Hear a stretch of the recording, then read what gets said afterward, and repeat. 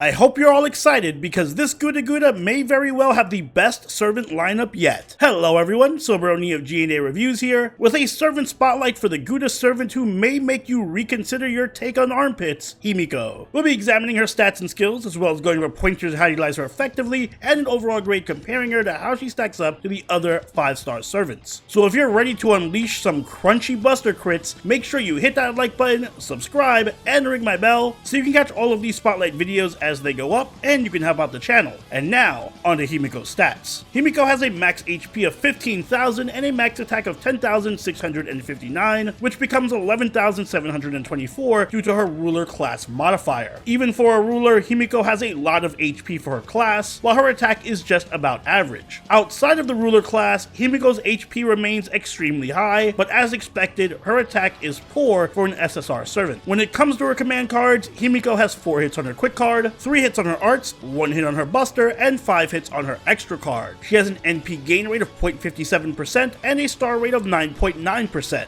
Himiko's NP gain is just average due to her good hit counts on arts cards, but low NP gain rate. Her star generating is quite low though, due to only having 1 quick card. Overall, Himiko does have a balanced stat spread with a slight lean toward defense, but also decently good attack for her class. Taking a look at her skills, Himiko's first skill is Shamaness's Charisma rank B. It increases the party's attack for 3 turns between 10 and 20% depending on level, and it also grants the party a crit star regeneration buff for 3 turns, allowing each of them to generate 8 crit stars each turn. Her second skill is Keto rank A. It increases her buster card effectiveness for 3 turns between 20 and 30%, and it also increases her damage against demonic enemies for 3 turns between 30 and 50%, both depending on level. It will also grant her 1 turn of invincibility. And finally, her last skill is Oracle's Brilliance rank A. It charges her NP gauge between 30 and 50%, increases the crit star absorption rate of her buster cards for 1 turn between 300 and 500%, and increases the crit damage of her buster cards for 1 turn between 50 and 100%, all depending on level. For passives,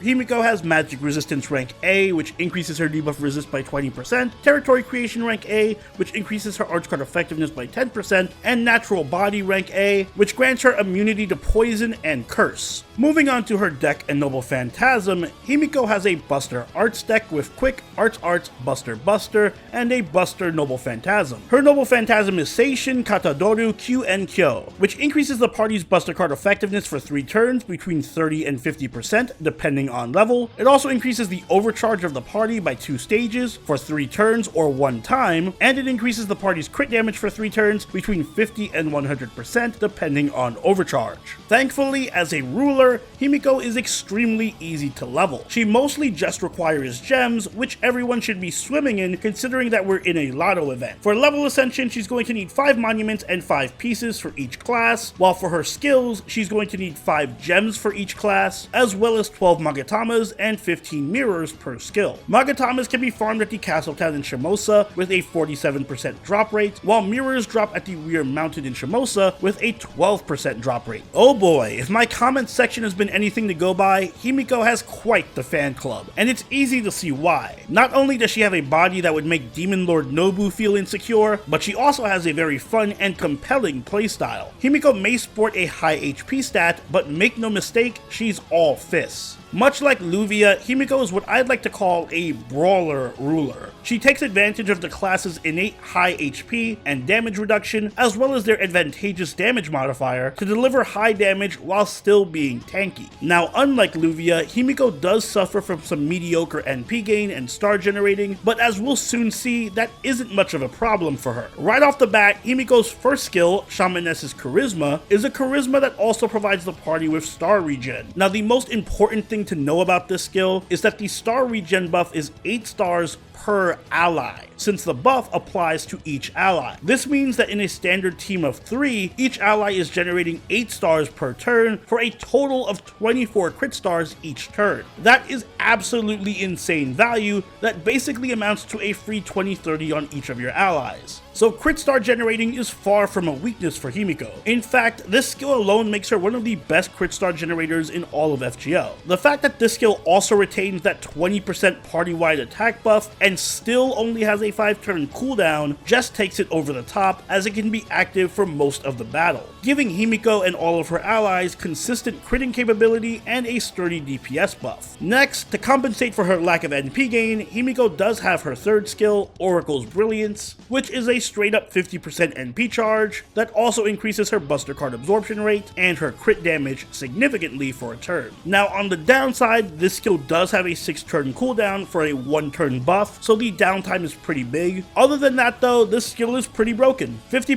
NP batteries are ridiculously strong by default, and it enables Himiko to easily activate her NP on turn 1, which is especially important to her because, as we'll soon see, her Noble Phantasm is what enables her to snowball. But even on top of that, the Buster crit buff is massive at 100%, and the Star Absorb all but guarantees that she'll be able to crit, especially when combined with her star generating on her first skill. And finally, Himiko has another self buff with Keto. It increases her Buster card effectiveness and her damage against demonic enemies, as well as provides her invincibility for a turn. The 1-turn invincibility is her token bit of hard defense, which makes her even more tanky than she already is naturally, while the Buster buff helps round out Himiko's face card damage so that she isn't totally reliant on a single turn of burst damage from her crit buffs. Between the buff to her Buster card effectiveness from the skill and her NP, as well as her charisma, Himiko is capable of pushing out consistently high DPS even outside of crits. For skill priority, of course go with the NP charge first since it enables her entire kit, followed by charisma for the lower cooldown on her star generating, and then her Buster buff last. I'd also like to recommend grabbing mana loading and extra attack damage from her pen skills. You can also go for the anti-foreigner damage if you don't have an alter ego. And we save the best for last, Himiko's Noble Phantasm. It's a party-wide buff that increases the party's Buster card effectiveness, NP overcharge, and crit damage for 3 turns. These aren't small buffs either. 30% to Buster and 50% bonus crit damage as the base level is huge, and it helps her support Buster crit teams as well as buff herself. Combined with her own skill buffs, Himiko can basically set the team up with over 50% bonus damage on Buster cards, 50% crit damage, and 24 crit stars every turn. And she can set her own self up with 150% crit damage and 80% additional Buster damage. And that isn't even counting the overcharge buff on her NP, which can situationally make her very strong for leading an NP chain and buffing other Noble Phantasms like Merlins for getting more crit stars, or Gills for dealing substantially more damage. Essentially, this is the perfect setup Noble Phantasm. It can even be used in a Buster Brave chain to set up Himiko for huge burst damage with her third skill. It's a very flexible NP, and Himiko herself is a very flexible servant. As you can see, she can fill both the DPS and support roles very well. And because all of her buffs synergize so well with each other, she can even fill both of these roles simultaneously, without sacrificing any damage. So she can be the main DPS on your team, supported by better buffers, or you can slot her into nearly any Buster team with a stronger DPS, and watch her pump up their numbers while also contributing some damage of her own. One other major strength of Himiko's is her self-sufficiency. She doesn't really require any supports to enable her damage or to keep her alive, which makes her a great soloer, a sweeper, and very new player friendly, since you won't really need a lot to build a team around her. But lest I get too high on Himiko, she does unfortunately have 2 big flaws that are intrinsic to her design. First, she's incredibly snowbally. She heavily depends on Buster crits and Brave chains to deal almost all of her damage, so if you get screwed in card RNG, a lot of her buffs will just go to waste, and she won't be as impactful as you'd like. The other issue is, as an off support, she has the dreaded jack of all trades problem. She isn't the best support in the world, and she'll pale in comparison to most other pure Buster supports, while her damage also pales in comparison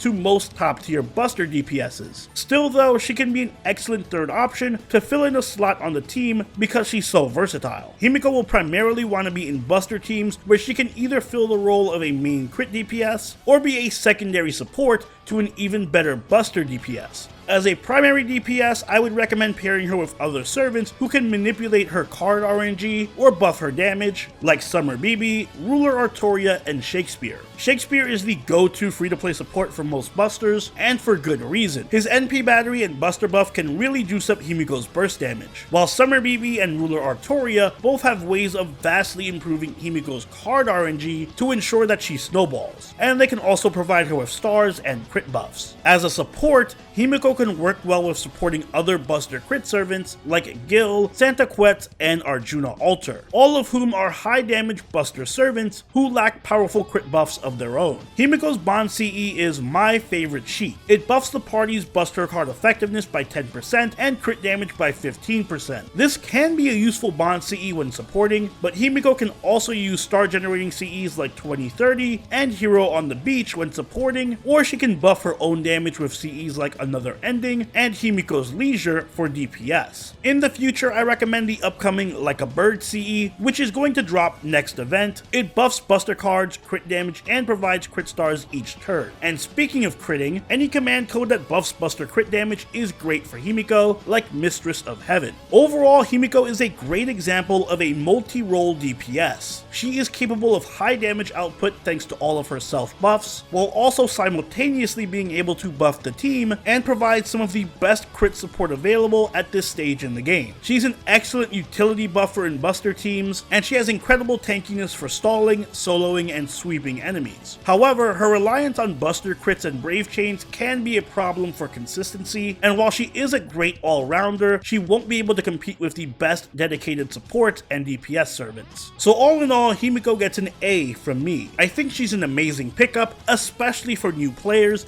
given how easy she is to utilize and level, but she also provides a great source of additional support or damage to veteran players who are looking to build out a solid buster team. If you do choose to build around her, Himiko can be a very fun and very rewarding servant to use. And those are my thoughts on Himiko. I wish I could roll for her myself, but when it comes to the crit waifus, both my heart and my quartz belong to Van Gogh. But what do you think? Let me know in the comments down below, and if you enjoyed this video, don't forget to leave a like and consider subscribing if you really enjoyed the video. Join the party over on our Discord, chill with us on Twitch, and follow us on Twitter, and I'll see you all in the next Servant Spotlight. Soberoni out.